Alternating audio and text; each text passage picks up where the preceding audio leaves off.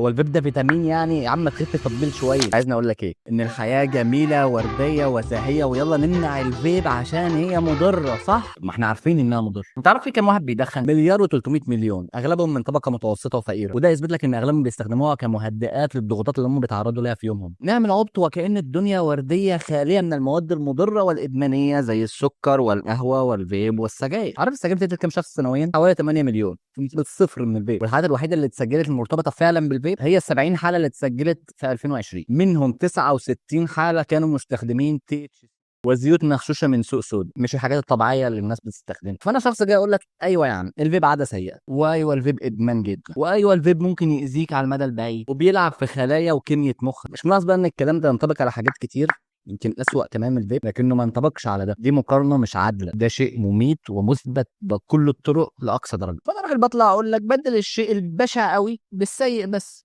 وازاي تستخدمه بافضل طريقه عشان تتجنب اضراره لحد ما تبطل خالص. بس كده. سلام.